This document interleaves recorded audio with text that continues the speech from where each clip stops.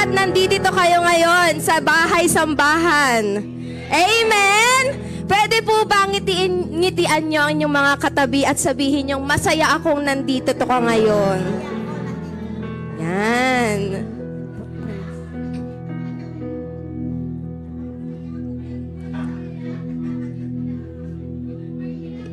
Yan. So alam nyo po na kahit na anong nangyari sa nagdaang linggo sa atin, tayo man ay pagod sa trabaho, stress sa work, stress sa school, or madami man tayong iniisip, today is a reminder that our God is good, that our God is faithful, and that our God is worthy to be praised. Amen? Kaya po sabi nga sa mga awit 100 verse 4, pumasok kayo sa kanyang templo na ang puso'y nagdiriwang, umaawit, nagpupuri sa loob ng dakong banal. Purihin ang ngalan niya at siya'y pasalamatan. Kaya ngayong araw, church, hindi tayo pumunta dito para manood. Pumunta tayo para mag-worship. Pumunta tayo para itaas ang pangalan ng ating Panginoong Jesus. Amen po ba? Kaya ngayon po ay naiyahan ko po na tayong lahat ay magsitayo. At lahat ng ready ng sumigaw. At lahat ng ready ng kumanta, sumigaw ng Jesus! Hallelujah! Hallelujah! Purihin ang Diyos na buhay. Palakpakan po natin ang Panginoon. Hallelujah! Sino ready na magpuri sa Lord? Woo! Hallelujah! Hallelujah, Jesus!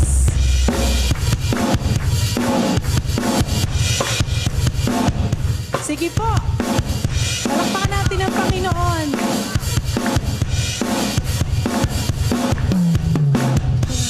Aking pagmasdan ang kalawakan, di ko maunawaan ang iyong dahilan kung bakit ako'y pinili mo tinalagaan.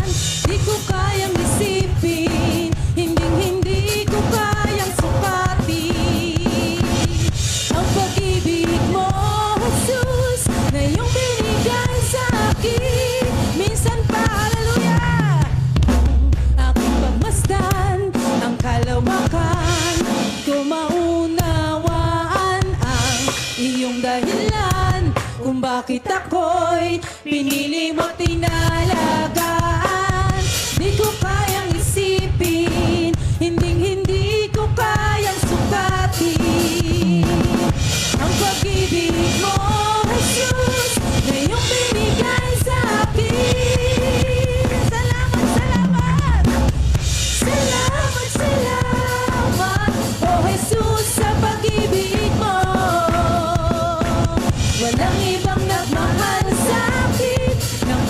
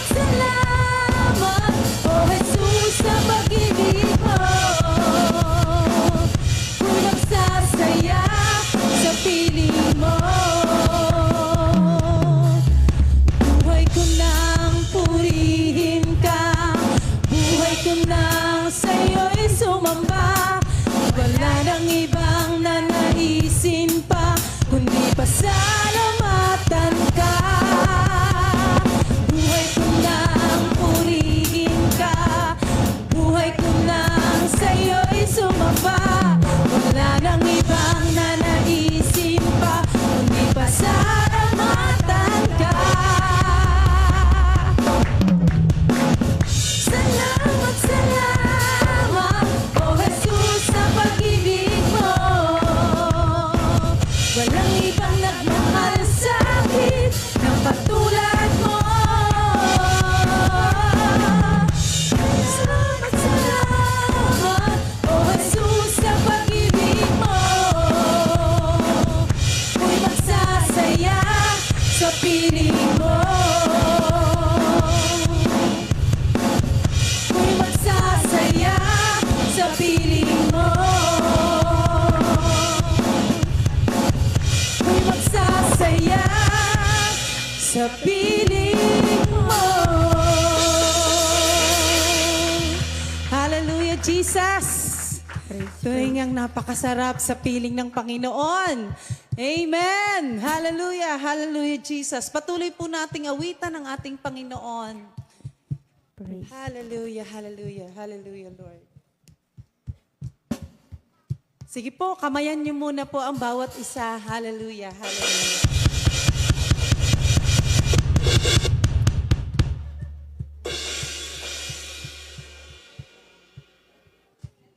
Magkamayan po muna, magkamustahan.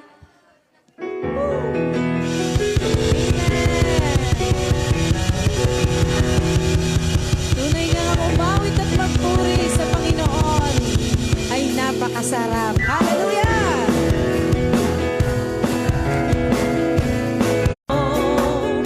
Langit at lupa sa'yo'y sasamba. O Diyos, purihin ka. Dakila kang talaga. Ang banal na tahanan mo, ang hinahanap ng puso ko. Kaligayahang di kayang bilhin, sa'yo ko lang nadama. Ako'y malaya na. Ikaw ang hinahanap ko sa buhay kong ito. Pag wala ka ay di ba kontento. Tuwing sumasamba sa'yo, sagad-sagana ng kasiyahang tunay na nadarama. Ikaw ang hinahanap ko sa buhay kong ito. Pag wala ka ay di ba kontento. Tuwing sumasamba sa'yo, sagad-sagana ng kasiyahang tunay na nadarama ko.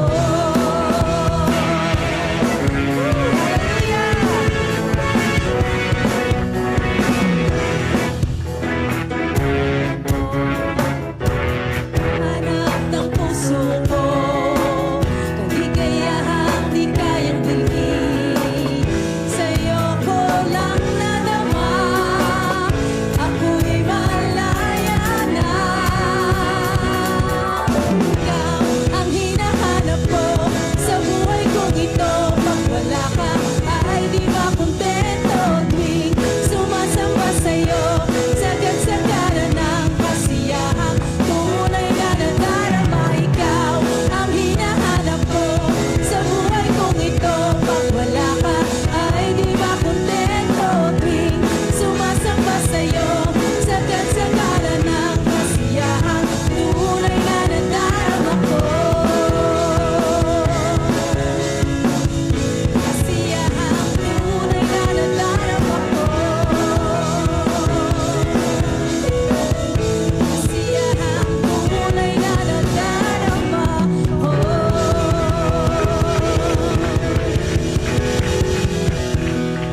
Hallelujah, Lord Jesus. Hallelujah. Sige po, patuloy po nating awitan ng Lord. Hallelujah, Jesus.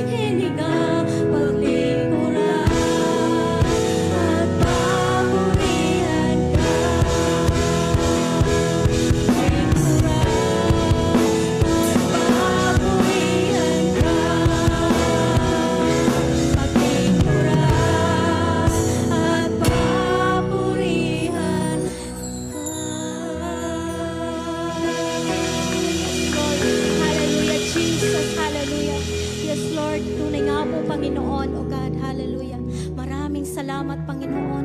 Tunay na nga po, Panginoon, na karapat dapat ka naming papurihan, O Diyos. Lord, maraming salamat, Panginoon, sa iyong presensya, O Diyos, na pinuno mo ang lugar na ito in the mighty name of Jesus. Salamat, Lord God. Hallelujah. Minsan pa, Lord, sa mga darating pa, Panginoon, pagtapak pa lang nila, O God, sa pintuan, O God, pagpasok pa lang nila, Panginoon, nararamdaman na nila, O Diyos, ang iyong kapangyarihan in the mighty name of Jesus. Maraming salamat, Panginoon. Lord, continue to move our hearts, O God. Continue to bless each and every one of us, O God. Habang kami nagpapatuloy, Panginoon, samahan mo kami, Panginoon. Pagpalain mo ang bawat isa sa amin, O Diyos, habang kami magpapatuloy at pakikinig ng iyong salita, O God. Maraming salamat sa iyo, Panginoon. Pinupuri ka namin, pinasasalamatan, tinataas ang iyong pangalan. In the mighty name of Jesus, this we pray. Amen.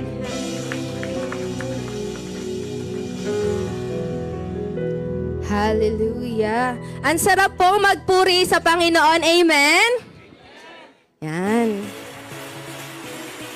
So, before po tayo ay mag-proceed sa ating Word of God, meron lang po tayong mga announcement. Yan. Sunday service po. Every Sunday po yan. 9:30 a.m. dito sa church. So, bukas na po ang church natin ng 9 a.m. 8! May change of schedule. 8 a.m. 8 po. 8 a.m. po. 8 a.m. po Sunday service. Yan. Open po ng 8 a.m. dito. Yan. So kung pwede na kayo pumunta dito ng 8 a.m. And then sa midweek naman po, if ever hindi kayo maka-attend ng Sunday service, meron din po tayong midweek service. Ito po ay ginaganap every Wednesday ng 7 p.m. Dito din po sa ating church. And syempre, hindi po papahuli ang ating mga kids.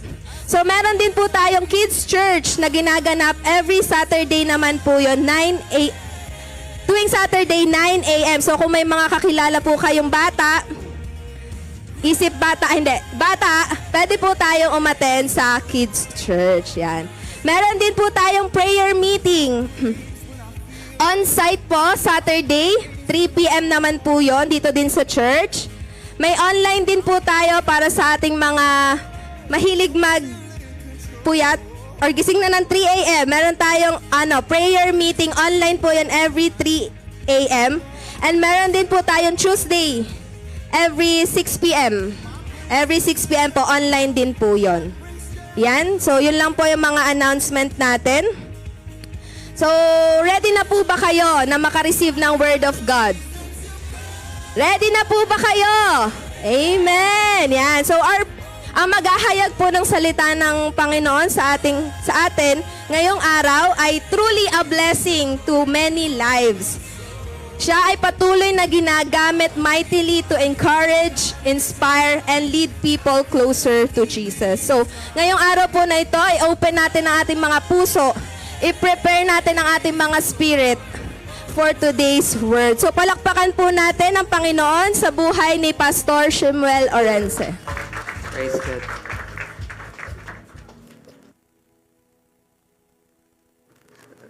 Praise God. Let's recite pong ating pong calling tool sa Luke chapter 4, verse 18 to 19, 1, 2, 3, go.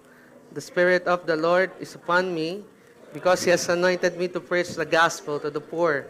He has sent me to heal the brokenhearted, to preach deliverance to the captives, and recovering of sight to the blind, to set at liberty those who are oppressed, and to proclaim the acceptable year of the Lord. Are you Jesus? Yes. And ating pong J1 culture, 1, 2, 3, go. I am a blessing. I am anointed. I am a deliverer. I am a good follower. I don't destroy, I build. I am not seasonal. I appreciate everyone and everything. I'm part of something big. I'm in partnership with Christ. I am not extreme. Palakpakan nga po natin si Lord. Good morning po sa lahat. Batiin mo nga iyong katabi, sabihin mo, good morning. Praise God. Even for those who are with us online, maganda pong umaga sa inyo, tanghali or gabi. Napapanood nyo po ang atin pong stream for this morning. And I know do believe po ang Panginoon po ay may planong maganda sa buhay ng bawat isa. Tinan mo nga mata sang mata ang iyong katabi. Sabi mo sa kanya, alam mo, nararamdaman ko may magandang mangyayari sa'yo ngayon. Palakpakan nga po natin si Lord. And also, paabo lang pong announcement. Ano po? We're gonna be having our conference para po sa mga kabataan natin. Sa mga kabataan pa dyan. Ages 13 to... We're also opening this for our young professional.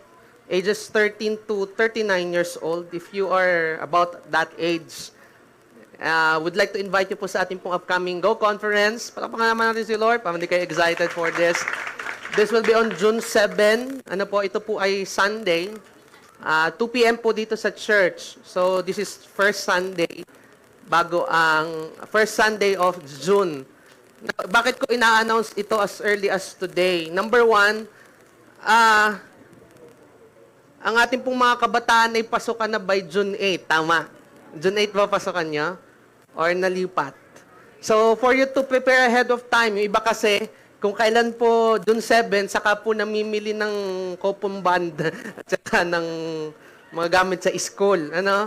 So, sinasabi ka to ahead of time para Sabado pa lamang, June 6 pa lang, nakapamili na kayo, handa na ang bag, papasok na lang sa Lunes. Ano? So, invite po lahat ng ating mga youth, especially for those who are network leaders natin, life group leaders, invite them sa ating campus conference. And what can we expect sa atin pong campus conference?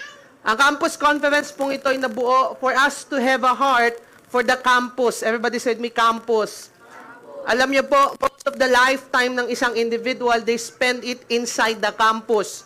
And bilang po mga representative ng Panginoon dito po sa mundong ito, napakahalaga po na matutunan nila how they can become witness of Jesus inside the campus. Paano ba sila makakapamuhay? And if you are thinking, Pastor, paano ko ba magagamit ang buhay ko? Pwede bang ipagsabay ang church at ang pag-aaral? Or pwede ko bang ma-share si Jesus? If that is your questions, paano ko ma-share si Jesus sa klase? Paano ko siya ma-invite sa church? I encourage you to attend our Go Conference this coming June 7, 2 p.m. dito sa church. Palakpakan nga po natin si Lord. Ito po ay free admission. Wala po itong bayad. Ano po? Kaya po, I no need to believe po, ang Panginoon po ay may gagawin sa araw po ngayon. Ating pong iba pa pong mga details will be posted soon. But if you want to join as early as today, later po after ng service, meron po diyang sheet. Again, this is open for all youth and young professionals. Ano po?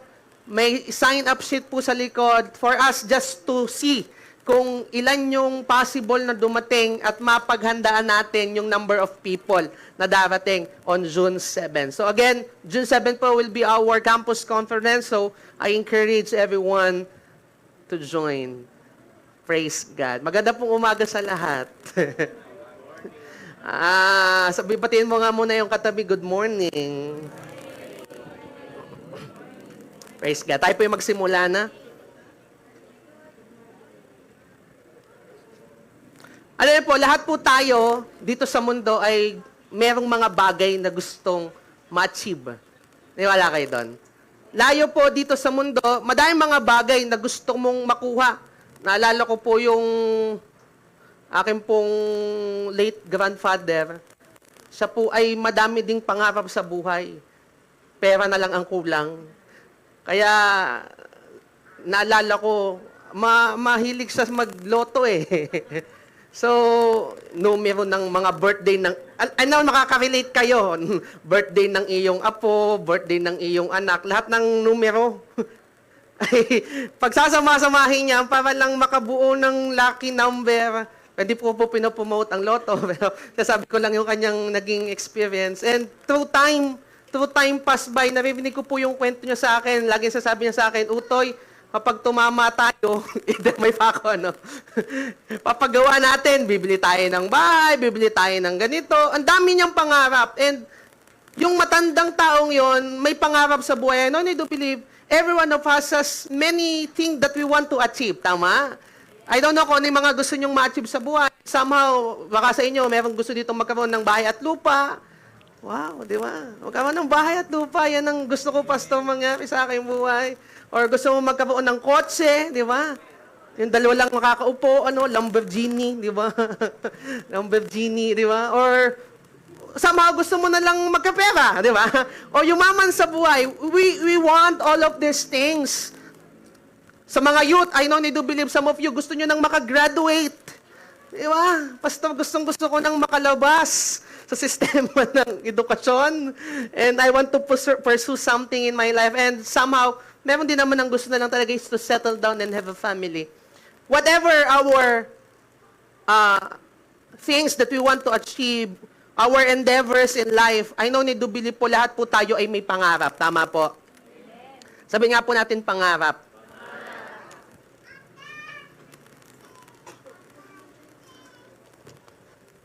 At lahat po tayo gumagawa ng kanya-kanya pong paraan for us to achieve yung bagay na gusto po nating mangyari sa ating buhay. Gumagastos po tayo, nagbubuhos po tayo ng ating resources, ng ating panahon sa lahat ng mga bagay for us just to reach yung life na gusto natin, yung buhay na gusto nating marating. Di ba?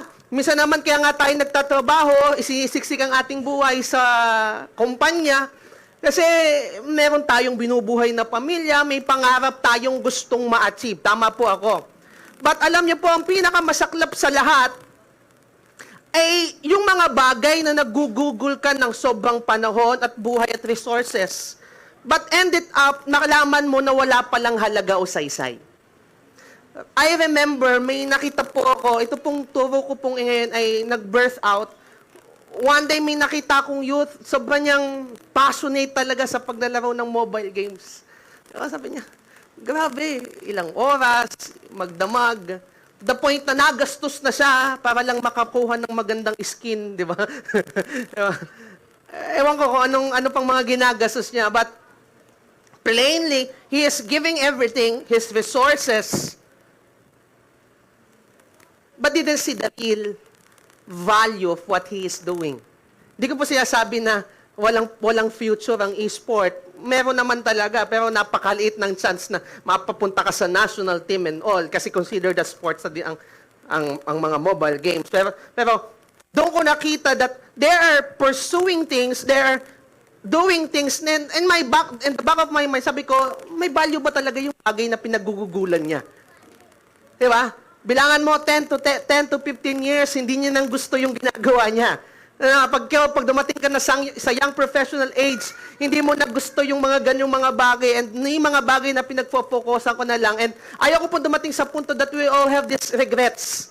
Na sana yung mga panahong iyon na ginugol ko sa paggawa ng gantong mga bagay, sana yung mga panahong iyon na ginugol ko sa pakikipagrelasyon sa tao, sana yung mga panahon na ginagawa ko, dapat ako'y nag-aaral, ginawa ko na lang sa mga bagay na yun. Ay, naniintindihan niyo ako? Sometimes kapag ang ating mga resources, yung mga bagay na meron tayo, na ilagay po natin sa mga bagay na wala naman talagang halaga, sometimes we're gonna end up feeling this regret. Sabi nga po natin, regret. O nababothered sa tunog niya eh. Para lagi na. Praise. Nasaan yung isang mic? Technical. Praise God. Nandiyan pa ba tayo? Magkakasama pa ba tayo? Nagagets niyo pa kung saan ako papunta?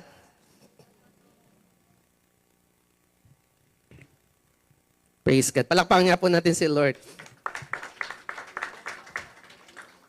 And I don't want you to be at that point. I don't want you to be at that certain moment of your life that you feel all of these regrets na sana nadala ko na lang yung mga oras ko, yung kayamanan ko, yung mga bagay na meron ako sa bagay naman na may mas halaga pa. Amen. Nagigets po ba ako?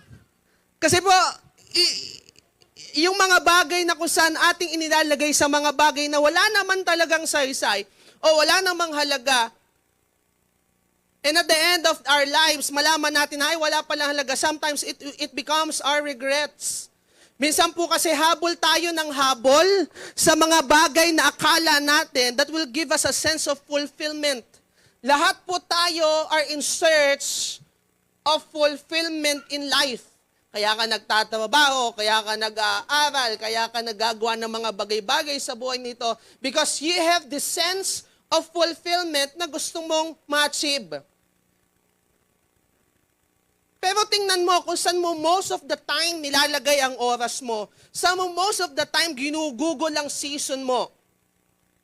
Church, there is more to life than the things that we chase. There is more to life than our achievement and greatest possession. Na sabi nga po ni Jesus sa Matthew chapter 6, verse 25. Pwede ba basahin natin? 1, 2, 3, go. Therefore, I tell you, do not worry about your life, what you will eat or drink, or about your body, or what will you wear. Is not life more than food, and the body more than clothes? Jesus understand yung worries of life. Everybody said me, worries of life. Lahat tayo may worries of life. And Jesus understood. Baka bukas wala na tayong maisaing.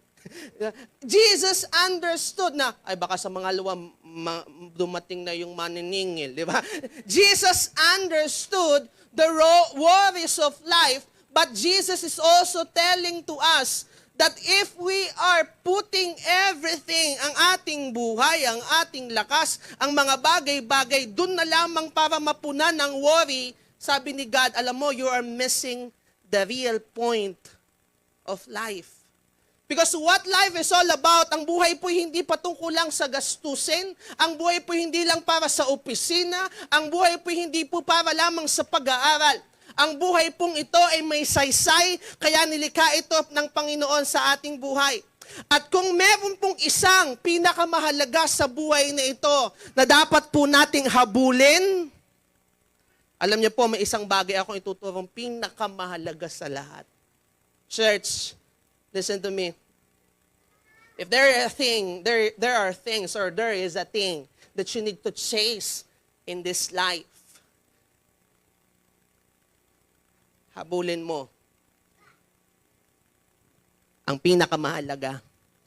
Alam niyo po kung anong pinakamahalaga? Ang pagmamahal mo sa Diyos. Ang pagmamahal mo sa Diyos. Isa lang po ang pinakamahalaga. At ito po ay yung pagmamahal mo sa Diyos. And this is what we called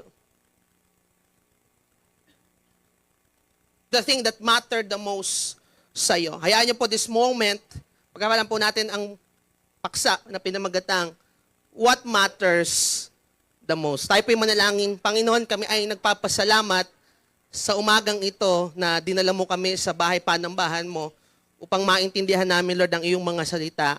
Dalangin lang namin, hayaan mo sa umagang ito that as we partake of your word, may we understand ano ba talaga ang pinakamahalaga sa buhay na ito. At makita namin, Lord, sa linaw ng iyong mga salita, ang aming mga buhay, at sa pamagitan ng iyong salita, kaming makalakad according sa nais at gusto mong mangyari sa aming mga buhay. Salamat, Panginoon, sa pangalan ni Jesus. Amen. Palakpakan nga natin si Lord. Kamusta po tayo? Parang pinatulog kayo ng aking introduction. What matter the most? Let me ask you this question before we start. Do you love the Lord? Gaano mo kamahal ang Panginoon? Ang mga bagay ba na ginagawa mo sa buhay ay nakakadagdag para mahalin mo lalo ang Panginoon? Or dahil sa kabisihan ng buhay at sa mga bagay na ginagawa natin, hindi natin nakikita at di na-appreciate ang pag-ibig ng Panginoon? Babalikan po natin yung punto sa sinabi ko kanina, isa lang ang pinakamahalaga sa buhay na ito. At yun ang pagmamahal ng Panginoon. And alam niyo po, ang pag-ibig po ng Panginoon, nandyan naman palagi. Hindi naman po nawawala. Sabi nga kanina ng ating inawit, ibigin ka ng higit sa lahat. Iniibig mo ba ang Panginoon higit sa iyong kayamanan? Iniibig mo ba ang Panginoon higit sa iyong mga pinagkakakitaan? Iniibig mo ba ang Panginoon ng higit sa iyong pamilya, sa iyong mahal sa buhay? Because alam niyo po, ang isa sa pinakamahalaga sa lahat ay ang pag-ibig mo sa Panginoon. Dapat laging nasasalamin ng mga ginagawa mo sa buhay ang pag-ibig ng Panginoon. Sa pag-aaral mo ba, nakikita ang pagmamahal mo sa Panginoon? O kaliwat kanan ka na lang na nag-cheating, di nag-aaral? At sabi mo naman nakakapasa naman kay Prof, yan naman ay laging auto-pass, di ba? Nasasalamin ba ng mga bagay, pagsisikap mo sa trabaho, ang pag-ibig ng Panginoon? Kasi again, isa lang ang pinakamahalaga sa lahat. Ang pagmamahal mo sa Panginoon. At may mga bagay po that sometimes nagiging kaagaw ng Panginoon pagdating sa pag-ibig mo sa Kanya. Ready na po kayong mag-aral? The first thing na minsan nagiging kaagaw ni Lord. The first thing is our love of people. Sabi nga pa natin, love of people. Pastor, kala ko, kailangan nating magmahal ng kapwa. Again, may mga bagay na kung saan humihigit, sumosobra. And minsan, dahil sobrang focus natin to take men's approval, lumalampas tayo at namimiss natin ang God's approval. Alam niyo, minsan dahil sa sobrang mahal mo yung kapwa, kahit itakwil lang natin si Lord. Magawa lang natin ang mga bagay na ito. That sometimes, hindi natin nakikita na mas after tayo, napalakpakan tayo ng iba, tanggapin tayo ng ating barkada, tanggapin tayo ng mundo. Nag-gets niyo ako? Dahil lamang sa labis nating pagmamahal sa mga tao sa mundo. Dahil minsan sa sobra nating focus sa sasabihin nila, hindi natin mailaban ang pag-ibig ng Lord. Church, kamusta ka kapag nasa trabaho ka? Nagiging ilaw at asin ka ba sa katrabaho mo? Or kamusta ka kapag nasa school ka? Nagiging good influence ka ba sa barkada mo? Tingnan mo yung katabi mo ngayon. Nasang sphere of influence kaya yan ngayon? Tanungin mo siya, partner, nasasalamin mo ba ang pag-ibig ng Panginoon sa lugar na yon? Again, isa lang ang pinakamahalaga na lagi mong masalamin at maipaglaban ang pag-ibig ng Panginoon. Hindi naman po masamang mahalin natin ang ating kapwa. Listen to me. Pero kung ang pagmamahal natin sa ating kapwa ay para lang matanggap nila tayo or makasabay tayo sa kanilang pinauuso, ninanakaw na tayo nito sa pagmamahal natin sa Panginoon na hindi nararapat. Ang sabi nga po ng Matthew chapter 10 verse 37, basahin nyo nga po sabay-sabay, 1, 2, 3, go. Sapagkat ang umiibig sa kanyang ama o ina, tigil. Pastor, ano ba naman yung Bible na yan? Pinipigilan kaming magmahal sa aming mga magulang. Ang ginamit dyan ni Lord ay magulang natin, ama't ina. Against ba si Lord na mahalin natin sila? May kasunod kasi sinabi. Ano po sinabi dyan? Nang higit. Ibig sabihin, even yan pa ang pinakamalapit na tao sa'yo. Kahit yan pa ang nagluwal sa'yo, kung minamahal mo yan ng mas higit sa Kanya, mali ang pagmamahal mo. Diyan ba kaya? Sapagkat ang umiibig sa kanyang ama o ina ng higit sa akin ay hindi karapat-dapat sa akin. Ang umiibig sa kanyang anak ng higit sa akin ay hindi po karapat-dapat sa akin. God is just saying that if you are loving people more than the love that you can offer to God, you're in the wrong kind of love. Kasi sabi ng Panginoon, ayaw ng Panginoon na manakawan natin ng Panginoon ng pag-ibig sa Kanya. Alam niya po, for a very long time, ako po ay frustrated na audio engineer.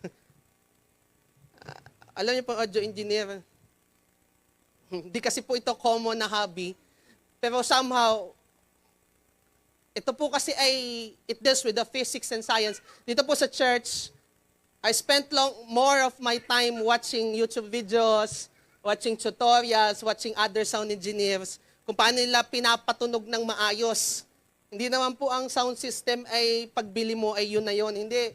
May fine-tuning pa dyang nangyayari. And alam niyo po, share ko lang sa inyo para lang mas maintindihan natin itong konseptong ito. Sa audio engineer po, meron po kaming tinatawag na compression. Yan. Sabi nga po natin, compression. So magkakaroon na tayo ng konting seminar. Nakarinig na kayo ng nakanta na lagi na lang pasigaw? Meron daw. Sa audio chain po, we call it vocal chains or audio chains. Ang bawat mikropono pong nandito sa church ay may tinatawag po kaming compressor. Nang ginagawa po ng compressor, iseset mo siya. Nakita niyo po yung picture? May kumilo. Yung linyang yon. Pansin niyo yan? Tumaas, tapos kumilo. Pansin niyo? Yan. Yan. Sagot naman kayo. Hindi ko na napansin niyo eh. Pansin niyo yan? Ang tawag po dyan ay compression. Sineset po namin yan sa isang particular ratio para, halimbawa, sumigaw yung naimik sa mic. Pag tumama siya, kita niyo yung tuldok? Pag tumama siya dun sa tuldok na yon, yung lakas ng iyong birit, ang gagawin niya ay hindi niya i-compress niya, kumbaga. Hindi niya hayaang lumabas ng ganung kalakas, kundi i-compress niya ng ilang ratio at banayad niyang ibabato pataas. Kaya dito po sa microphone na ito, iba yung microphone sa video okay. Pag bumirit ka doon, birit talaga. Pag dito, kahit kami sumisigaw, pansin niyo yun, nagko-compress. Hindi siya malakas sa tenga. Bakit? Kasi may tinatawag na compression. Nagets niyo? Ang limiter naman, ibig sabihin ng limiter, siya naman ang pumipigil na hanggang dito ka lang ang lakas, dito lang dapat ang hina. So nagets niyo na po ibig sabihin ng compression at limiter. Pastor, bakit mo naman kami dinala sa usapang compression at limiter? Kasi I want you to understand na ang pag-ibig mo sa ibang tao ay may compression din.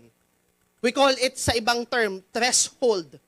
Love must have threshold and limit. Ang laging mensahe ng mundong ito, mahalin mo lang. Mahalin mo lang. Mahalin mo ng sobra. Diba? Pero tandaan po natin, hindi masamang magmahal. Pero dapat ang pagmamahal ay may threshold. May limit. At ano po ang limit ng ating pagmamahal sa ibang tao? Simple lang. Sinabi doon sa verse na ating binasa. Ano po sabi doon sa verse natin binasa? Huwag mo daw mamahalin ang iyong kapwa ng higit sa pagmamahal mo sa kanya. You can assess. Pag minamahal mo ba siya, nagiging banal ka o nagiging demonyo ka, di ba? You can assess na kapag minamahal mo ba siya, napapabuti ka o napapasama ka. Kasi alam niyo po, ang pag-ibig na ang Panginoon, ang threshold ay pag-ibig na dadalhin ka sa tama. Nandiyan pa ba tayo? Ang pamantayan daw po natin at hangganan para makita at ma-assess kung tama pa ba ang pag-ibig na naibibigay natin sa kapwa ay kung nalampas na tayo. Hindi ka maka-attend ng church. Bakit? Si Darling, pinipigilan ako. Naintindihan naman ni Lord. Wala daw mag-aalaga sa aso, di ba? Naintindihan niyo ni Lord. Pero if you will just look at that situation, napakalit na bagay. Kung tingnan ng iba, pagliban man lang sa linggo, napakalit na bagay. Liban lang naman ng isa eh. Yung namang 50 plus Sundays sa loob ng isang taon, liliban lang ako ng isa. Yung di napakalaking kabawasan. Alam niyo po, ang tatanungin dyan, yung puso mo. Ginawa mo ba yan? Dahil mas mahal mo yung bagay na inuna mo kaysa sa Panginoon? Sinasabi ko, hindi ko po sinasabing hindi pwedeng lumiban. Pero ang lagi mong titingnan, depende sa sitwasyon, Baka kasi kaya mo lang ginagawa ang bagay na yun, ay mas mahal mo na yung bagay na yun kaysa sa Panginoon. Nag-gets niyo? Kasi there are circumstances talaga na wala kang magawa. Alimbawa, sinugod sa ospital. Lord, mas mahal kita. Hindi extreme ka na nun kapag ganon. Pero, pwede mo namang mahalin ang Panginoon habang nandun ka. At sasabihin mo na kay Lord na, Lord, sorry dahil kailangan nandito ako eh. Mas mahal kita pero may nangangailangan dito. Pero mahal kita, Panginoon. At iba naman yung punto na, okay lang sa akin kasi wala naman akong pake. Nag-gets yung pinagkaiba? Nag-gets yung pinagkaiba? Ano? Kaya, ano ba yung threshold natin? Ang lagi mong titingnan ay ang pagmamahal ng Panginoon. Church, wag po tayong bigay ng bigay ng pag-ibig. To the point na nagkocross na ang ating boundaries.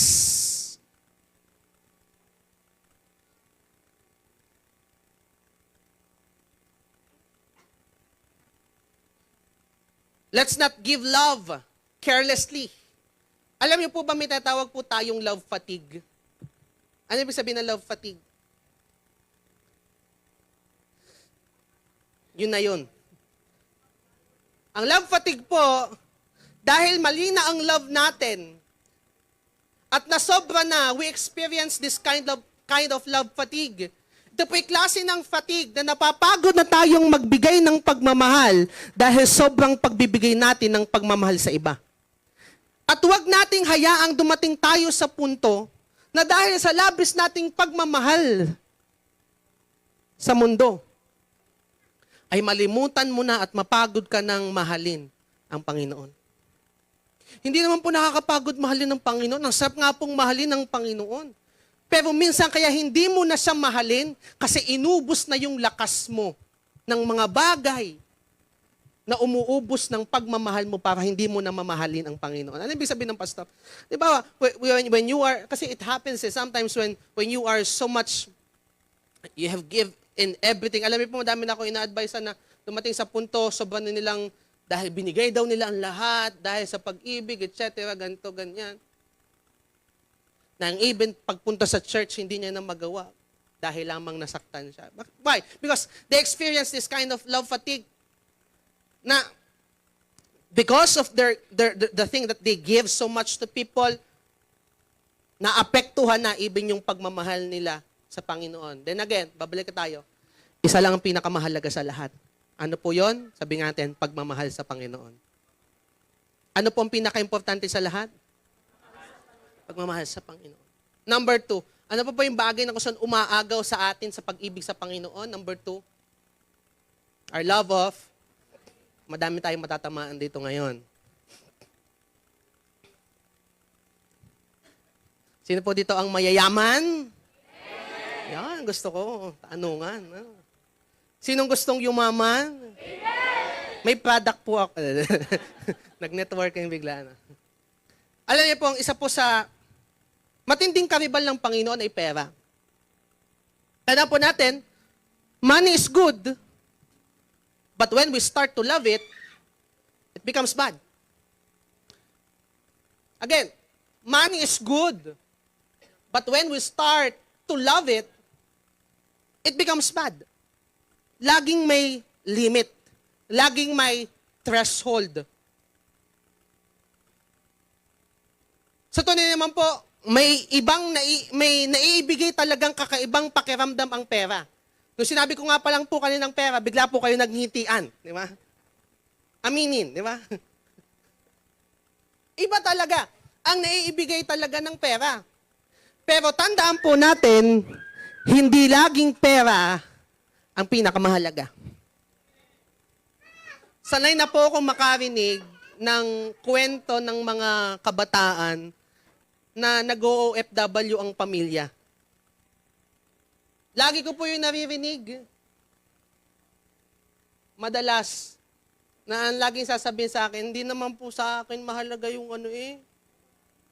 yung malayo si mama or si papa. Hindi naman po mahalaga sa akin yung perang hinahakot niya sa abroad.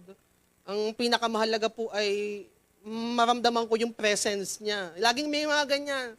Yet hindi ka naman masisi na, dahil kailangan naman talaga natin ng pera, mga magulang, tama. Kahit mga kabataan, kailangan niya ng pera, hindi natin masisisi sila. Kasi ang iniisip naman talaga nila ay para din sa'yo, tama. Nagets siya ako? Na kailangan lang talaga nating maintindihan ang bagay na yon. Pero listen to me, hindi lang po laging pera ang mahalaga. Nandiyan pa ba tayo? Why I'm saying this? Mga magulang, kung kasama ninyo ang iyong mga anak ngayon, bless kayo at hindi kayo malayo sa kanila at nakakasama nyo sila. Pero, sana dumating sa punto, spend time with them. Lumabas kayo, gumala kayo. Sabi, basta paano kami gagala? Wala nga pera. Kayo nang bahalang problema doon. Pero ang gusto ko lang sabihin, may mga bagay na mas mahalaga pa kaysa sa pera. Mas mahalaga ang pamilya, pag-ibig, pag-uunawaan, at madami pa pong mga bagay.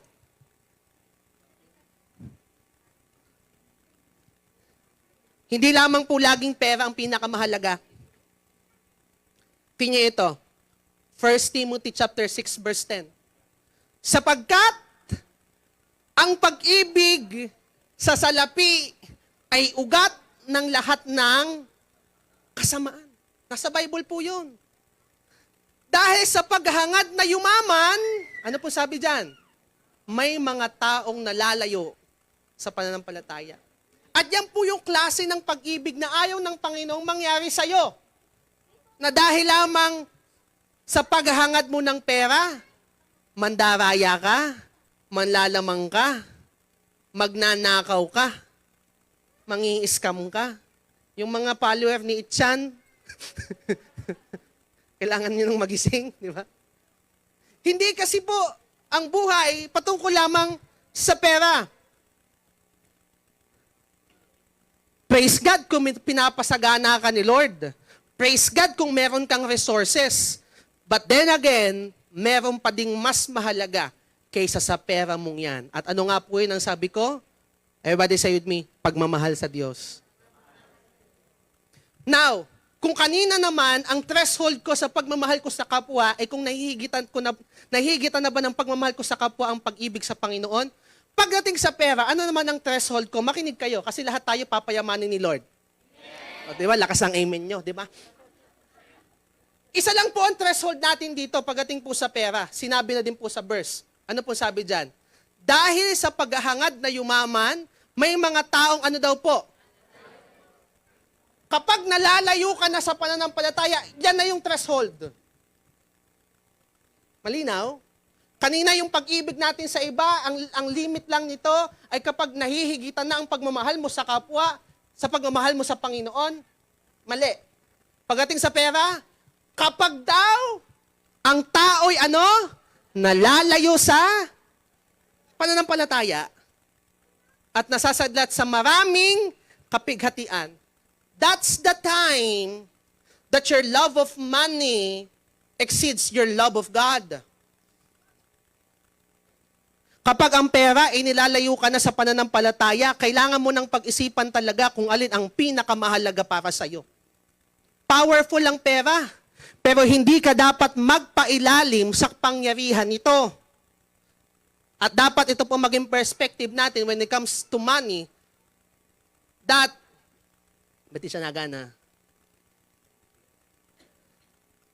Na kailangan mong alipinin ang pera at huwag ang pera ang aalipin sa'yo. Diyan ba tayo? Sino po ditong alipin ng salapi? Diba? Madami pong gantong alipin ng salapi, pero hindi ko sinasabing masama. Diba? Sabi ni Pangulo, may ayuda, tig 1,000 per family. Di ba ang sikap mong umumila, lalo na nung eleksyon, ang haba ng speech ng mga politiko, nag-aabang ka pa din. Tama? Kasi may value ang pera eh. Mahalaga ang pera. Hindi ko sinasabing masamang pumila, pero doon pa lamang makikita mo that pera ay may kapangyarihan. Pero sana yung kapangyarihang iyon hindi magpaalipin sa'yo. Diyan pa ba tayo? Kapag nandun ka na sa punto na parang Mas gusto mo nang makapag-gain. Hindi man po masamang yumaman, hindi masamang magpayaman. But again, ano po ang threshold natin pagdating sa pera? Kapag nilalayo ka na ng pera, saan daw? Pananampalataya. I remember po, ito po ay kwento po, last time, lumabas po kami ni Kuya Neil, ito po yung picture namin. During that time po ay naset na po namin yung aming lakad na magkikita kami. Alisin ko na, tinititigan nyo eh. Ito po si Kuya Neil.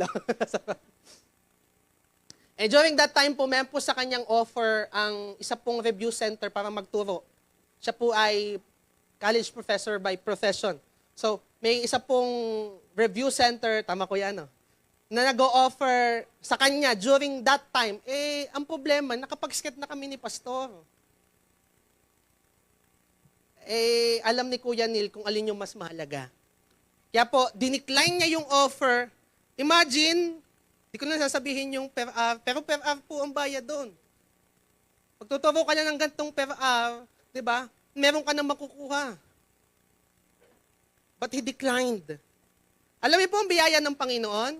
Dahil mas pinili niya yung mas mahalaga. Kasi po ang pag-uusapan naman po namin doon, hindi naman kayo magchichismisan eh. Kami yung magla-life group. Kaya po kung kayo ay naiisip ninyo na hadlang ang life group sa inyo pong trabaho, sa inyong pinagkakitaan, magkakamali kayo sa kwentong ito. Kasi alam niyo po, nangyari during that day, hinindian niya ang offer ng isang review center, pero dahil sa paghindi niyang yun, may dumating na mga projects, peperma na lamang siya, magkakapera siya. Piliin mo, magtuturo ka ilang oras, dadakdak ka doon, kaysa peperma ka laang. Church, alam ni Lord ang pangangailangan mo. Kaya kung uunahin mo si Lord at pipiliin mo na magmahal sa Panginoon, yung pera pupunta na lang sa'yo, aalipinin mo na lang talaga ang pera. At hindi ka magiging alipin ng pera. Palakpakan mo nga si Lord. Bakit? Si Lord po kasi yung pinakamahalaga. At yun yung nakita ni Kuya Neil. Na si Lord pinakamahalaga eh. Yung pupuntahan namin ni Pastor, kay Lord yun eh. Yun yung pinakamahalaga sa lahat. Anong ginawa ni Lord? Ito pong ginawa ni Lord. Deuteronomy chapter 8 verse 18. Basahin nyo. Basa. 1, 2, 3, go. Alahanin ninyo na ang Panginoon na inyong Diyos ang siyang nagbibigay sa inyo ng kakayahang maging mayaman. Kailangan mo lang maglingkod. Mahalin mo lang ang Panginoon, mararanasan mo talaga ang pagmamahal sa mundong ito. Di ba? You feel love, Lord. I feel love. Bakit? Ay, ang blessing, kaliwat kanan. North, east, south, west. Di ba? Nalapit sa'yo, money coming to you. Sinong gusto nun? Kaya sabi dyan, alalahanin ninyo na ang Panginoon. Sino daw po ang nagbibigay? Panginoon yung Diyos ang siyang nagbibigay sa inyo ng kakayahang maging. Kahit tapusin mo pa lahat ng seminar, kung hindi ia-allow ni Lord na kay payamanin, hindi ka yayaman. Kahit attend mo lahat ng mga how to get rich, how to be rich seminar na yan, matapos mo na mula class A hanggang class P, pag hindi inalaw ni Lord, hindi ka talaga yayaman. Dahil ang Panginoon lang ang nagbibigay ng kakayahan para ikaw ay managana. At ginawa niya ito para matupad ang kasunduan niya sa inyong mga ninuno. Anong kasunduan niya? Sasamahan ng Panginoon ng mga Israelita. That's God's promise. At sabi ng Panginoon, gagawin niya talaga yon. Katulad ng ginawa niya ngayon. Kaya wag po nating hayaan na dahil lamang sa pagmamahal natin sa pera, mandadaya tayo at iiwanan mo na ang pagmamahal mo sa Panginoon. Church, I'm talking about general things. Huwag mo nga hayaan na dahil lamang sa pagmamahal mo sa pera, iiwanan at ia-abandon mo na ang pagmamahal mo sa Panginoon. Sabihin sa'yo ng ka-business mo, tayo lang naman nakakaalam. Tayo lang naman. Malit na halaga lang to, pero ang laki ng kikitain natin. Alam mo naman, lamang nakakaalam, di mo alam ni pastor, di mo alam ng leader ko, pero alam ni Lord. Again, kapag hahayaan mo na lamang dahil sa pagmamahal mo sa kayamanan at kasaganaan, nanakawin niyan ang pagmamahal mo sa Panginoon. You need to think about that. Dahil ang Panginoon nagpapayaman. Matthew chapter 6 verse 33 to 34. Kaya, ang sabi dyan, unahin ninyo ang mapabilang saan? Sa kaharian ng Diyos. Tingnan mo yung katabi mo, kabilang na ba yung sa kaharian ng Diyos? Ano daw po ang unahin natin? Mapabilang sa kaharian ng Diyos at pagsunod sa kanyang kalooban. Sinusunod mo ang kalooban ng Panginoon. At ito po ang pangako ng Panginoon. At ibibigay niya ang lahat ng pangangailangan ninyo. Sino pong may pangangailangan? Huwag nating habulin ang pera. Hayaan natin ang pera ang humabol sa'yo. Ba't ka hahabulin ng pera? Kasi si Lord ay nasa iyo. Palakpakan mo nga si Lord. Kaya sabi ni Jesus, kaya huwag na kayong mag-alala tungkol sa kinabukasan dahil ang bukas ay may sarili ng alalahanin. Sapat na ang mga alalahaning dumadating sa bawat araw. May natututunan kayo? Third point, ano ba yung mga bagay na umaagaw kadalasan sa pag-ibig natin sa Panginoon? Ano po, number 1, our love of people. Number 2, our love of money. Third point, mahalaga din po to, our love of the world. Ang mundo po, madaming pwedeng i-offer sa atin. Magandang buhay, barkada, madami pong pwedeng i-alok sa atin ng mundo. Pero kung hindi natin babantayan ang lahat ng alok ng mundo, pwede tayong tanggalin ito sa pag-ibig natin sa Panginoon, sa bagay na pinakamahalaga. Ang mundo, it offers us fame, kasikatan, happiness, position, at madami pa pong iba. And kung ilalagay lang natin ang buhay natin at doon natin papatakbuhin, we're gonna end up losing ourselves. Sabi nga po ng Book of Matthew, hindi ko lang nailagay, nasabi doon, anong saysay daw ng buhay na ito kung marating mo man ang lahat, pero sa huli ng takbuhin ay mawala ang iyong kaluluwa?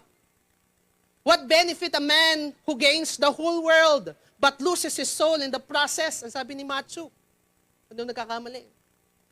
Kasi nga po ang mundong ito, may mga bagay na gusto niyang i-offer sa atin, pero kung ang ating buhay ay doon na lang natin papatakbuhin, na mahalin ang mundo, habulin ang gusto ng mundo, habulin ang trend, habulin ang acceptance ng mundo. Kapatid, I want to tell you this, pwede nitong nakawin ang pinakamahalaga. Ang pagmamahal mo sa Panginoon. 1 John chapter 2, verse 15 to 17, kaya po sabi niyan, huwag ninyong ibigin ang sanlibutan. Ang linaw po, tama po? O ang mga bagay na nasa sanlibutan. Ang umiibig sa sanlibutan ay hindi umiibig sa Ama, sapagkat ang lahat ng nasa sanlibutan, ang pagnanasa ng laman, pagnanasa ng mata, at ang pagmamalaki sa buhay na ito ay hindi nagmula sa Ama, kundi sa sanlibutan. 3 bagay daw po ang nasa sanlibutan. Alam to ng mga estudyante ko.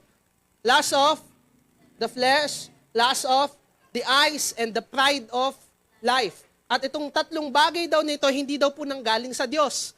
Ito'y nanggaling daw sa mundo. Ano ba ang mga pagnanasa sa mata? Ano ba ang pagnanasa ng laman? Ano ba ang pag-iimbot ng buhay? Tama ba? Pride of life. Lahat ng bagay daw pong ito, kung tayo'y dun indulge, yun yung ating nais sa buhay na ito. Church, pwede nitong nakawin ang pag-ibig ng Panginoon. Mawawala ang sanlibutan at lahat ng mga bagay na pinagnasaan ng mga tao. Just look at that. Hindi po masamang magkaroon ng kayamanan, pero kung dahil lang sa kayamanan ay doon ka na lang iikot ang mundo. Sabihin sa'yo, kapatid, 1-2 days, pwedeng mawala yan. Di ba? Nung pandemic nga sabi wala daw pong mahirap at mayaman during nung pandemic. Lahat ay naging pantay-pantay. Kasi po, wala pong bagay na kung saan nagtatagal sa mundong ito. Lahat po ay nagdi-decay, ang lahat po ay nasisira. Kaya po, ang sabi sa atin, mawawala ang sanlibutan at lahat ng mga bagay na pinagnanasaan ng tao. Basahin niyo po ang kasunod. 1, 2, 3, go. Ngunit ang mga sumusunod sa kalooban ng Diyos ay mabubuhay magpakailanman. Now, ano po ang threshold natin dito sa mundo? Number 1, yung sa tao, ano po ang threshold natin? Kapag iniibig mo na ang mga tao ng higit sa pag-ibig ng Panginoon. Pagdating sa pera, kapag inilalayo ka na ng kayamanan sa pananampalataya. Number 3, ang threshold mo naman dito, pagdating po sa pagmamahal sa mundo, ay kung ang pagmamahal mo sa mundo ay inilalayo ka na sa kalooban ng Panginoon. Lagi mong isipin, ito bang ginagawa natin? Ito bang ginagawa ko? Inilalayo ba ako sa kalooban ng Panginoon? Kasi kung inilalayo ako ng mga bagay nito sa kalooban ng Panginoon, ito yung pagmamahal na sa mundo. Nandiyan pa ba tayo? Kahapon po, inilabas ko po yung isa po nating youth. Nag-uusap po kami patungkol po sa kalooban ng Diyos. Yan. Sino pong gustong malaman ng kalooban ng Diyos? Sabi ko sa kanya, may dalawang uri ng kalooban ng Diyos. Or the will. Sabi ko, number 1, everybody say with me, perfect will. Ang perfect will, ito po talaga yung kalooban ng Panginoong mangyari sa lahat.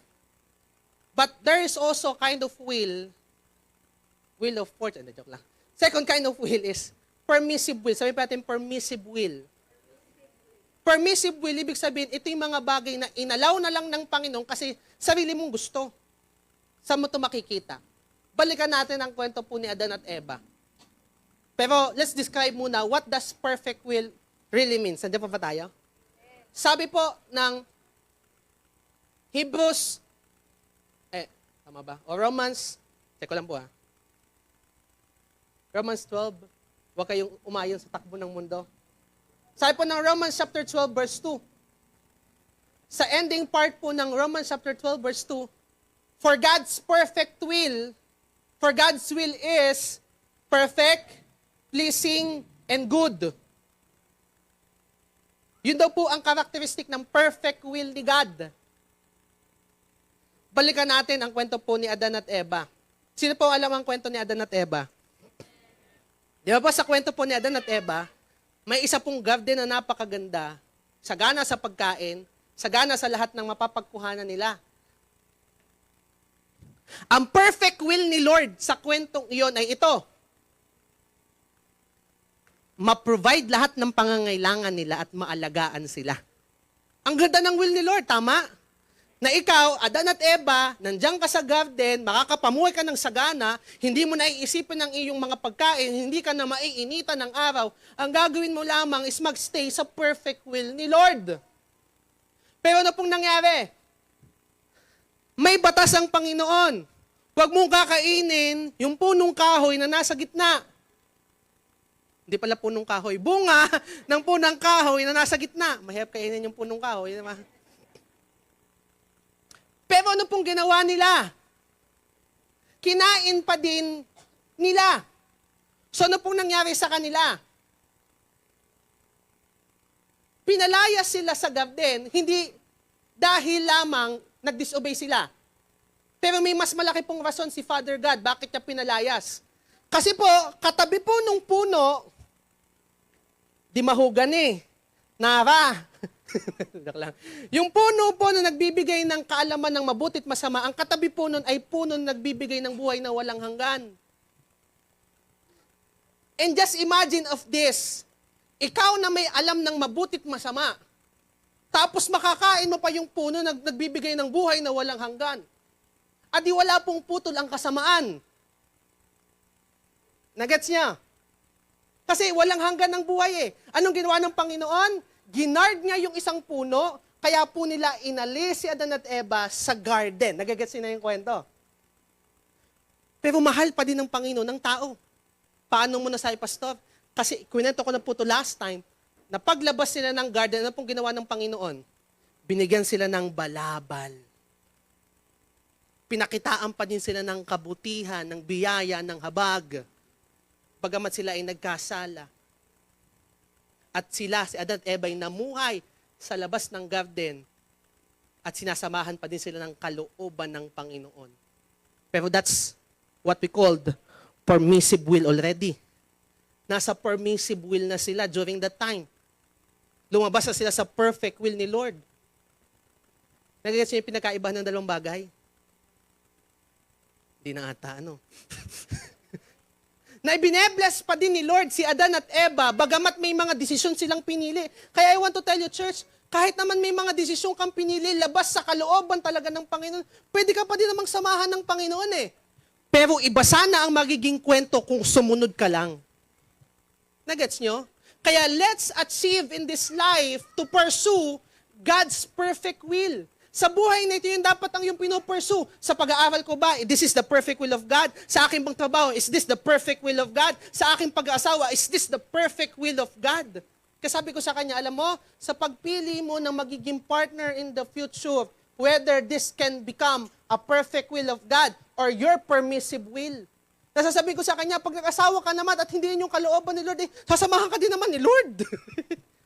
Because there is what we call permissive will. Nagagets niyo ako? Pinili mo eh. Pero sabi ko sa kanya, alam mo, kung pipili ka na lang, go for the perfect will of God. Nandiyan ba kayo? Yung someone na kung saan samahan ka maglingkod, yung someone na sasamahan ka sa yung pag-aaral ng salita ng Panginoon, doon ka sa tao na kung saan ilalapit ka sa Panginoon because that's the perfect will of God. Good, pleasing, and perfect. Nagets niyo ako? Sabi ko, sasamahan ka din naman ni Lord.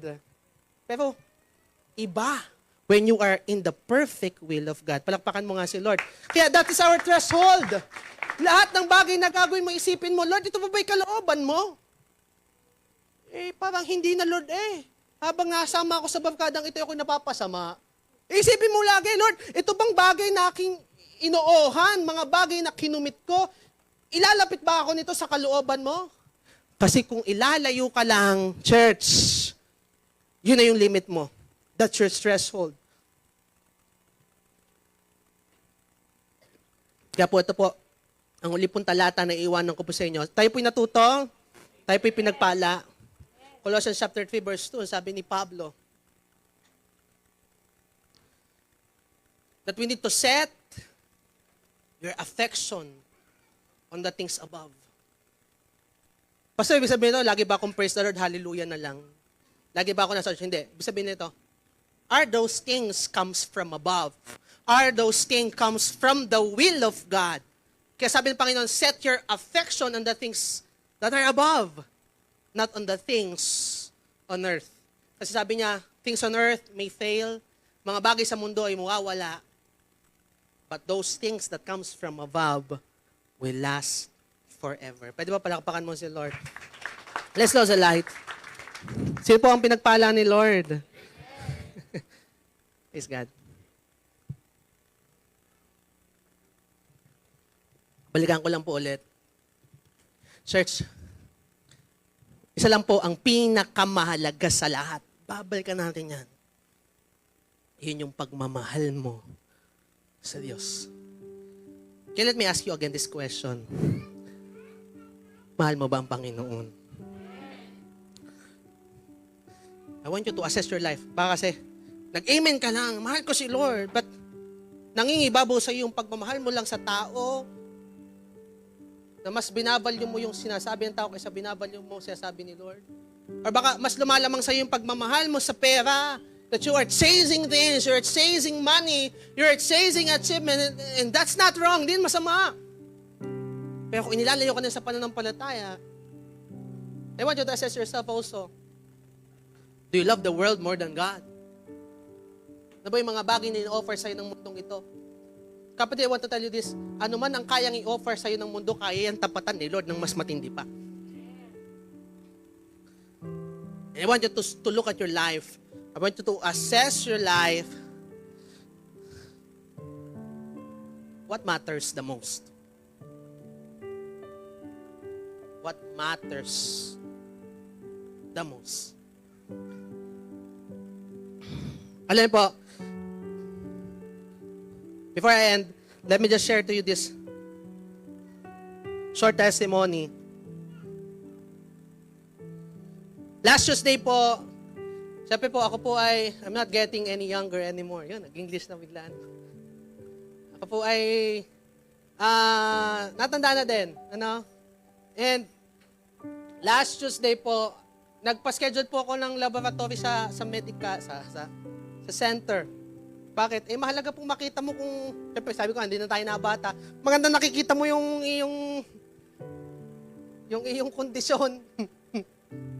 Sino po ditong nagpapa-medical, ano? Good yun. Gawin nyo talaga yun. Ano? Kasi ang gusto ni Lord, humaba ang buhay mo, magamit ka pa ni Lord, makapaglingkod ka pa sa Panginoon. Amen? Paano na makakapaglingkod kung ikaw pala may kailangang gamutin, kaya kailangang agapan, kaya Last Tuesday nga po, galing po ako sa center. And ang ganda po ng kanilang offer, dami pong mga libreng laboratory. Dala lang kayo ng valid ID tsaka ng indigency. Tama, Ate Laila, na. Lalapit lang kayo doon, tapos may mga procedure na pwede mong ma-claim. Ano?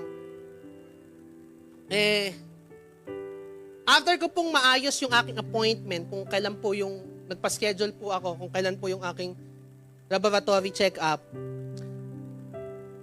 After po nun, ako po ay umuwi na. Si Papa po during that time ay nasa sa kanyang training, kaya ako po ay nagbiyahe na. And it's a good thing for me. Alam niyo po, sabi ko nga po sa inyo, God is everywhere. Kahit naglalakad ka, anumang ginagawa mo, God is there. And He is always speaking to you. Malapit po dun sa center ay bahay po ng isa kong kaklase nung senior high school kami. And alam niyo po yung culture ng Pinoy, kapag whenever may nakakagraduate, nakakakita ka ng ganito sa labasan, no? Congratulations! Hindi po ito yung kanyang poster, ito po yung random lang sa internet. Ano? Nakita ko doon, sige, si ano pala, graduate na. Tapos nakalagay po sa ilalim ng kanyang pangalan, ito po yung nakalagay. Congratulations for passing the nursing licensure examination 2023. Sige, 2023? Ngayon ay 2026. Again, ito po'y kabatch ko lang. Ano? Sabi ko, 2023, grabe. 3 years na. Sabi ko, siguro 3 years na din siyang nakakapag-build ng life. 3 years na siyang may na-achieve sa buhay. 3 years na siyang, alam mo yon? She is starting to build her life. She is starting to achieve things. She is starting na, nakagawa yung mga bagay kasi nga, 3 years na siyang license. Yun yung nasa isip ko. And as a person po that protects my heart, nag-pray po agad ako kay Lord. Kasi ayaw ko po, yung bagay na nakita ko, mag-steal ng something ng joy sa heart ko. At sabi ko kay Lord during that time, sabi ko, Lord, teach me to have a heart for my season. Sabi ko, Lord, teach me patience and thankfulness kung nasan ako ngayon. Kasi po currently, ako po ay nag-aaral pa. Nagtagal na rin sa college, pero hopefully and by God's grace, tatapusin po natin ito ngayong taon. Kaya sama niyo po ako sa prayer, and after that, magbo-board exam naman po ako, and hopefully then, 1 take pa sa in Jesus' name. Amen. And ayaw ko yung bagay na yun, mai-compare ko sa sarili ko, and I want to protect my heart. So I ask God, the Lord, protect my heart. I don't want my heart na mag-take anything for my season that teach me patience and thankfulness kung nasan ako. And that's the exact word na sinasabi ko si Lord habang naglalakad ako from the center going home. Ayoko po kasing mapuno ang heart ko ng negative things dahil lamang ng achievements ng iba. Ayaw ko magka-question ako kung ano na ba yung bagay na na-achieve ko. Pero in the middle of those things na pumapasok sa isip at puso ko, isang bagay ang naging malinaw sa akin. Alam niyo po, ang sabi sa akin ni Lord, what you are doing today is already an achievement.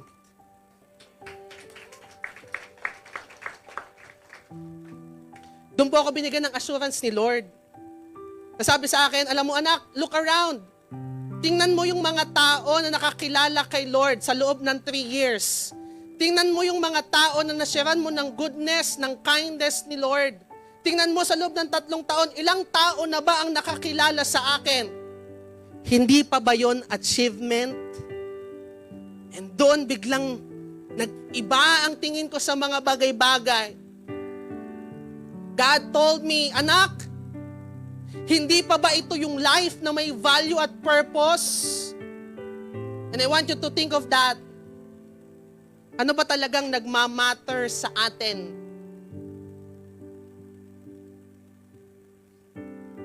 Is it our love of people? Our love of money? Our love of the world? Or pinaka nagmamatter ba sa'yo?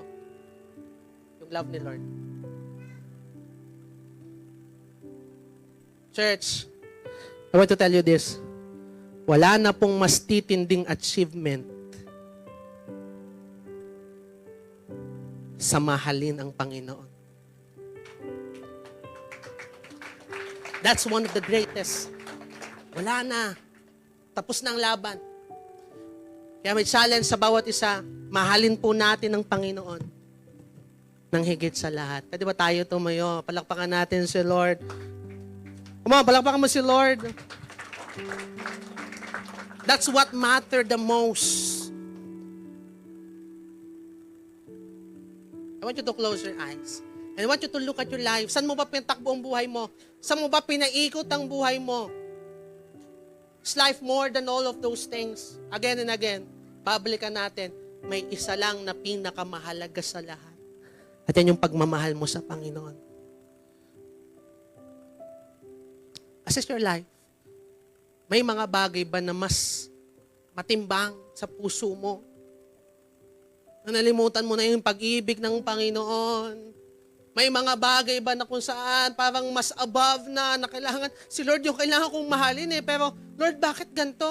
May feeling ako na mas kailangan kong mahalin yung gantong mga bagay, mas kailangan kong mahalin yung barkada ko, mas kailangan kong mahalin yung mga taong, alam mo yung kaya kong pagkuhanan ng pagmamahal, na hindi naman kaya talagang ipantay sa pagmamahal mo. Church, I want you to assess your life. What matters the most?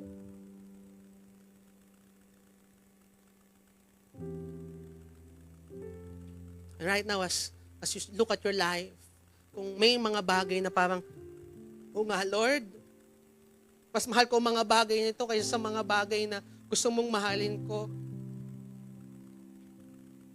Or worst of all, Lord, I forgot to love you. I forgot to love. Oo nga pala, Lord, I'm here to love you. Alimutan ko, Lord, na mahalin ka ng higit sa lahat. Today, I challenge you. Renew your heart. Baguhin mo yung puso mo. Hingi ka ng tawad kay Lord. Kung yung puso mo, mas mahal yung mga bagay sa mundo, mas mahal yung approval ng ibang tao, mas mahal mo yung mga bagay na yung pera and all. But check your heart. I'm not condemning everyone, but I want you to come into repentance. I want you to look at your life. What matters the most? What matters the most? Father, right now, as they assess their hearts, I pray, tulungan mo sila. Pwede ba lagay natin lahat ng kamay natin sa ating puso? Sabi mo yung si prayer nito, Lord, sa oras na ito, nakita ko ang lagay ng aking puso. Tulungan mo ako na mahalin ka ng higit sa lahat. Lord, I surrender. I love you, Lord. Hayaan mo na simula sa araw na ito, ibigin kita, mahalin kita ng higit sa lahat. Sa pangalan ni Jesus. Ako na magpe-pray. Father, right now, you've heard their prayers. And right now, habang nakapikit ka, I know, may mga sinasabi si Lord sa'yo kung saan ka na, sobra. Ano yung mga bagay na chine-chase mo sa buhay na ito, yung mga bagay na hinahabol mo. At gusto ni Lord, hindi naman sinasabi, Lord, tigilan mo ang paghabol. Kung nasobra na, titigilan mo talaga. Pero gusto ni Lord, itama mo. Put a right threshold on everything. Lagay mo ng tamang mga hangganan ng mga bagay-bagay. Today, i-dedicate mo ulit yung mga bagay na yun sa Panginoon. At sabi mo sa Panginoon, Panginoon, huwag yung pong hayaan na yung mga bagay na yun ay higitan yung pagmamahal ko sa'yo. Okay yumaman, okay magmahal ng mga kapwa natin, okay makisama sa mundo. At lagi mong iisipin, laging may limit, laging may threshold, laging may hangganan. And today, Father, as they pray for themselves, Lord, today, nag-release ka ng kapangyarihan na galing sa langit para ang bawat isa, Panginoon, makaya, Panginoon. Ang battle na ito, there is always a battle between our flesh, between our love for God. Kaya today, hayaan mo, tanggapin mo mula sa Panginoon ang lakas na nanggagaling sa Kanya. Father, right now, bless these people. Bless these people, Lord. Sige, usapin mo si Lord. Rededicate your life. Rededicate everything to Him.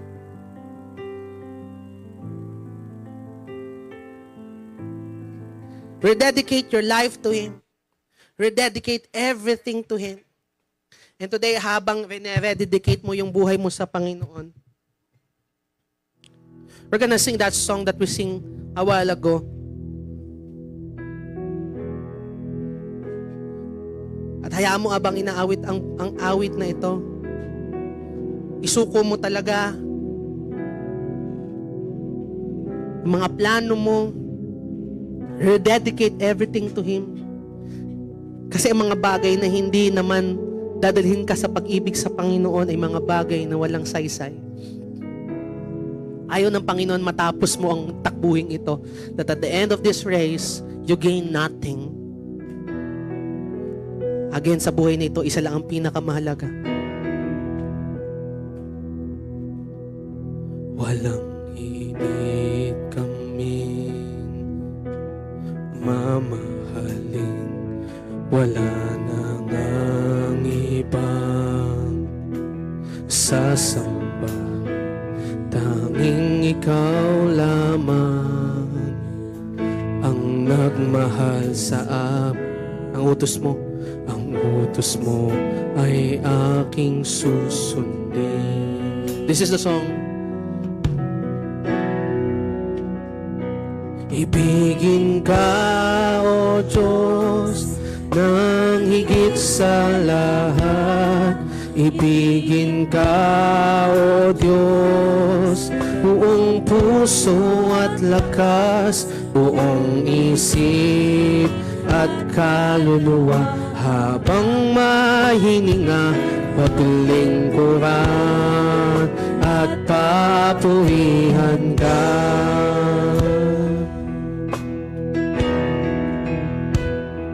Walang ikaming mamahal, wala nang ang ibang sasambahin, tanging ikaw lamang ang nagmahal sa amin.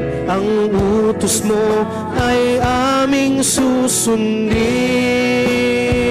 Okay, just lift up your hands to the Lord. Sing it out. Ibigin ka, O Diyos, nang higit sa lahat. Ibigin ka, O Diyos. Panginoon, ito Panginoon ang aming buhay, Panginoon. Habang may hininga, paglingkuran.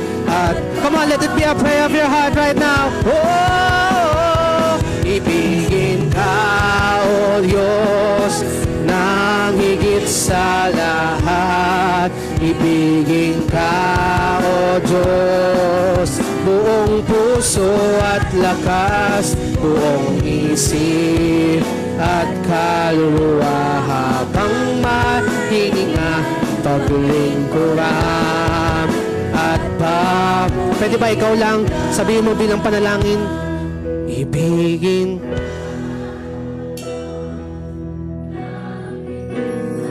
Come on, mean it to yourself. Surrender everything to God. May mga bagay pa ba na umaagaw sa pag-ibig ng Panginoon? as you sing this song, one more time with all of your heart, let it become a testament, let it become a prayer, na Panginoon, Ikaw ang pinakamahalaga. Ibigin ka, Diyos, na higit sa lahat. ibigin ka, O Diyos, buong puso at lakas, Buong isip at kaluluwa habang may hininga, paglingkuran at purihan ka. paglingkuran at papurihan ka, paglingkuran at papurihan ka. Come on, palapakan mo si Lord. Oh, receive the praise, oh Jesus. Salamat, Panginoon, dahil ngayon itinama mo ang aming mga puso. Tunay, Panginoon, mas mahalaga ang iyong pag-ibig. Kaya, Panginoon, ngayon, I pray, let every heart, oh God, be healed, oh God. Salamat, Father, for teaching us today. We love you, Lord. In Jesus' name we pray. Amen. Come on, hug somebody. Say mo, Jesus loves you.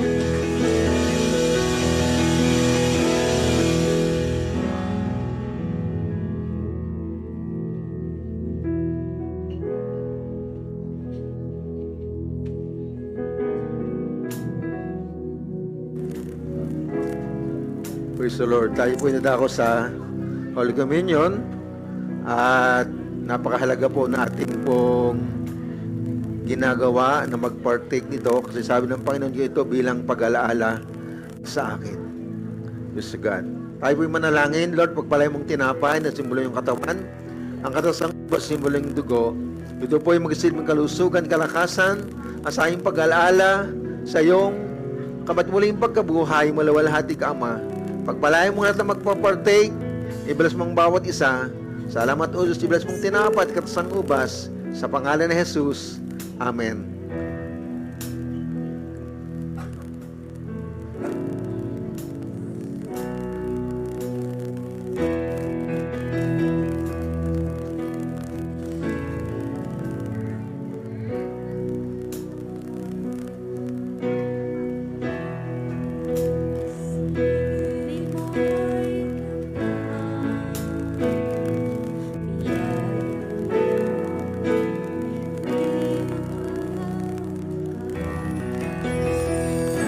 Patnubay mo, kaglakas ang wagas, kagalakam, hindi kukupas.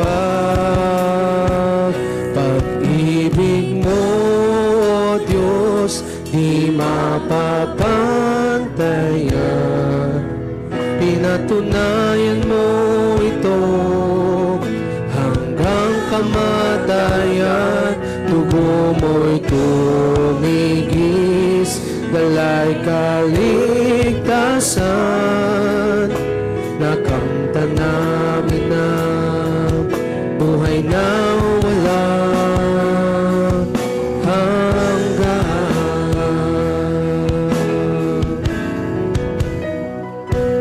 Sa buhay na iyong ibinigay, sa buhay na walang pag-asa, nakamtan ang kabutihan mo. Pasasalamat namin buong puso.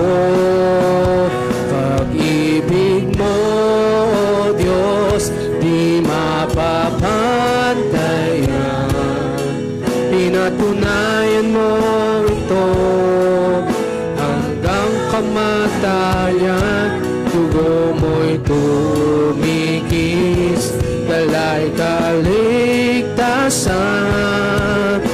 Nakamtan namin na tunay na walang hanggan. sadyang dakila ang pag-ibig mo, walang hanggan akong magpupuri sa'yo.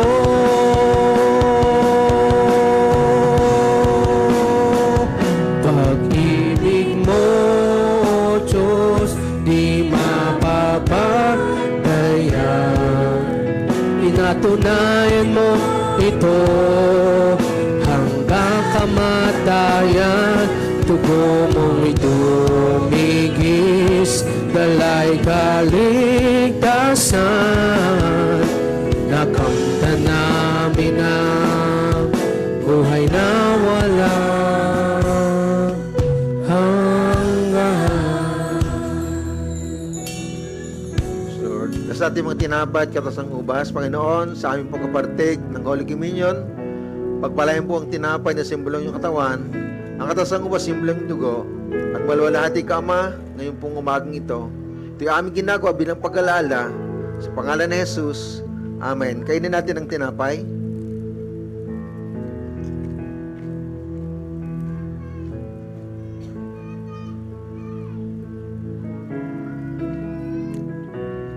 Inumin natin ang ating katasang ubas.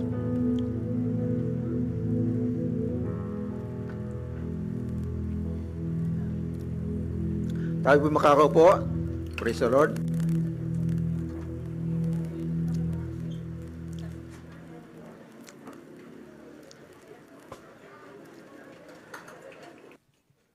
Praise God. God is good.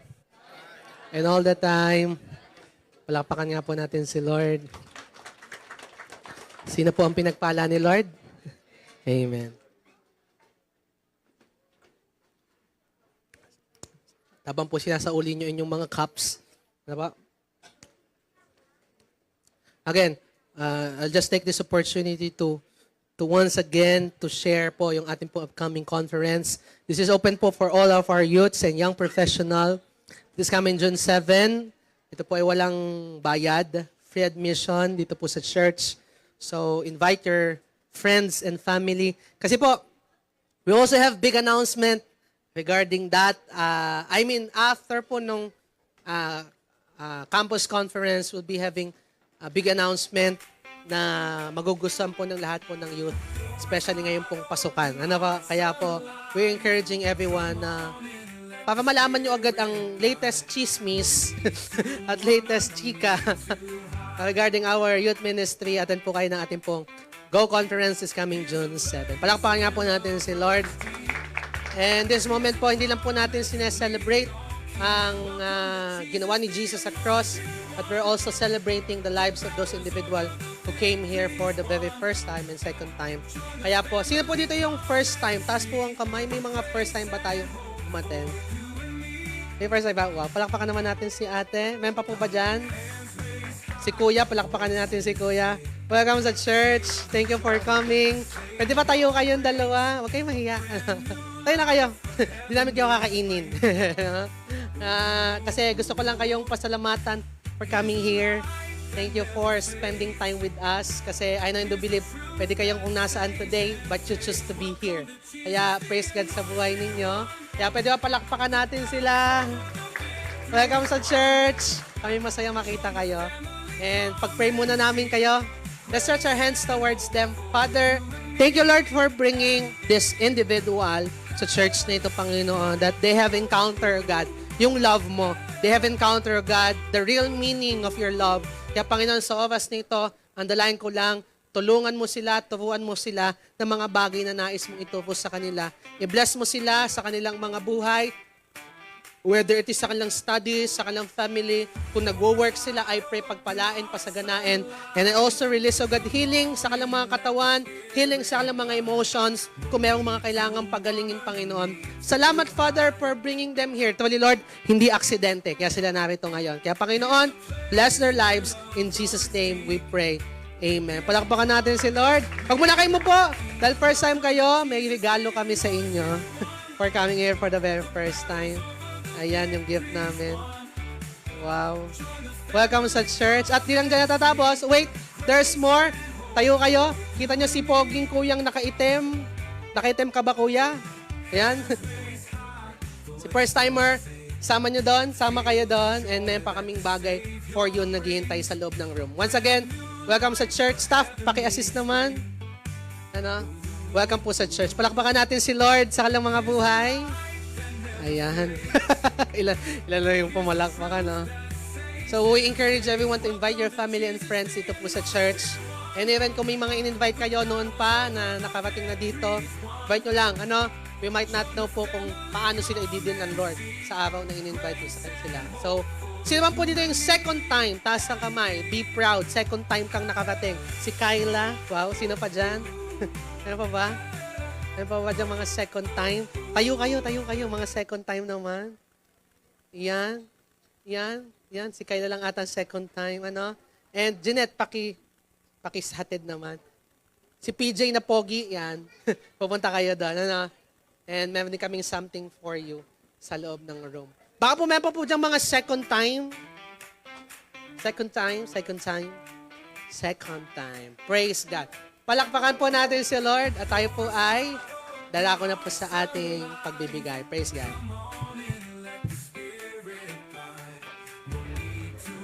Praise the Lord, tayo dadako po sa ating pong pagkakaloob at tayo naman po yung pinagpala ng Diyos na lahat. Amen? Amen ba? Praise God. Kaya, pakatulak naman ng Yan, napakahalaga po na sa ating buhay ay mapasalamatan natin ng Diyos sa mga bagay na pinagkaloob niya sa atin at mahalagang makapagbalik tayo sa Kanya ng pasasalamat sa pagitan ng ating pagkakaloob. Amen? O, bigayan na tayo ngayon. Praise God. Tayo na, tayo magbigay.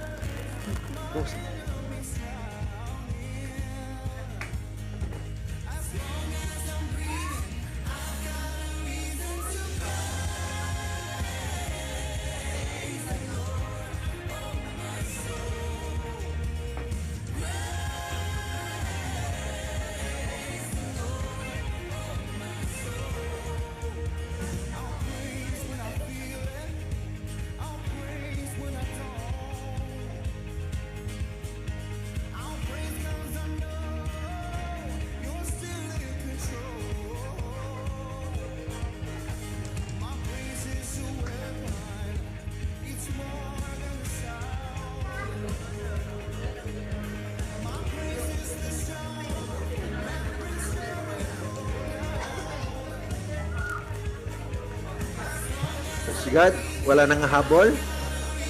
Ating pong ihandog sa Panginoon, Panginoong Diyos, kayo po ay sama-samang naghahandog ng mga kaloob.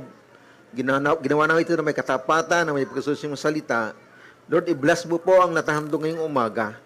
At ang bawat isa ay mapagpala at maranasan ninyong mga pangako, rumaragas ang pagkapala, O Diyos. Salamat, Panginoon, sa mga anak mong hindi nakapagkaloob dahil sa walang kakulang ng trabaho, walang trabaho. Lord, I pray, ibigay mong dalangin ng puso at sila'y magkaroon ng trabaho, sunod ng gawin ng pagkakaloob, sila'y makapagbigay sa iyo, Panginoon, ayon sa iyong kalooban. Salamat na ma-declare yung glory, i-bless mong bawat isa, sa pangalan ni Jesus. Amen. This God, tayo po ay may life grouping pagkatapos nito, at mahalaga po na tayo ay nakakadalo ng ating po mga life grouping, at lahat po ng life group leaders, ay mag-life group kung kaya nyo sa labas, praise God, at kung kaya nyo sa loob. Ang ating pong nakasulat po dyan sa ating pong mga tanong ay po-provide. Praise God. Tayo po tumayo, tayo ay umawit ng pasasalamat sa Panginoon. Praise God.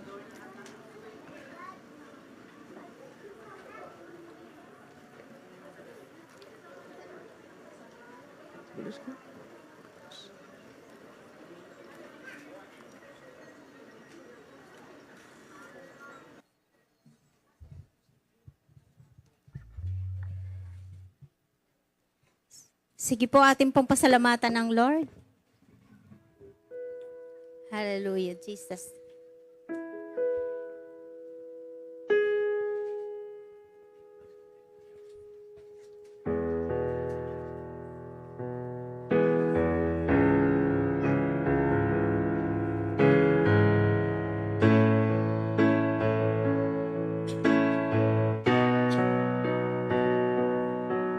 Magbibigay pasasalamat sa iyong mga gawa. Hari ka't Panginoon ng buhay ko. Sinasamba kita, wala nang tulad mo. Langit at lupa ay sasamba sa'yo. Hari ng buhay ko, hari ng lahat. Ikaw lamang, O Diyos, ang nais ko. Kami ay uyukod sa'yo at sasamba. Awit ng papuri, itataas kita. Magbibigay pasasalamat sa iyong mga gawa. Hari ka't Panginoon ng buhay ko. Sinasamba kita, wala nang tulad mo. Ikaw lamang, O Diyos, ang nais ko. Ikaw lamang, O Diyos, ang nais ko.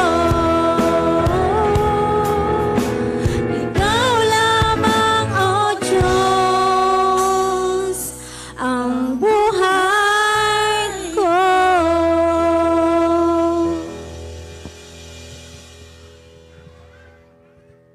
Amen. Isa pong ulit na malakas na palakpak para sa Panginoon. Amen. Hallelujah, Jesus. Panginoon, salamat po muli sa araw na katatapos ng aming gawain, O God. Lord, salamat sa mga anak mo na inuna ka, Panginoon. Salamat sa pagsamba, Panginoon, namin sa inyo, O Lord. Lord, salamat, Panginoon, sa iyong mga salita na itinuro sa amin kanina, O God. Tinuruan mo kami, Panginoon, na higit ka naming mahalin, Panginoon. Salamat, Lord, sa katuruan na yan, Panginoon. At ganoon din po, Panginoon, sa buhay ng aming Pastor Shem. Salamat, Panginoon, sa patuloy na paggamit mo sa kanya upang maabot, Panginoon, ng mga taong uhaw sa iyo, Panginoon, na makarinig na yung mga salita. Patuloy mo siyang pagpalain, Panginoon. Patuloy mo siyang ingatan, Panginoon.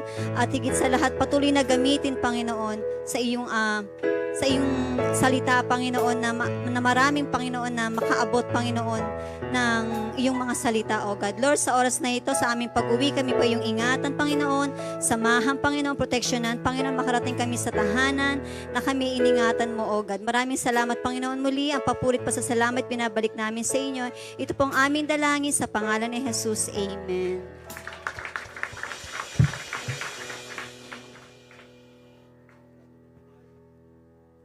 Itong sa langit, sa umaga ito'y diniklara ko sa lahat, ang pabor ng Diyos ay inyong maranasan, ang pag-ibig at pagpapala ng Diyos Anak ay sumating lahat, at higit sa lahat ang pagpis ng Maling Espiritu sumating lahat ngayon, bukas, at magpakalanman. Humayo tayong mapayapa na dalang tagumpay.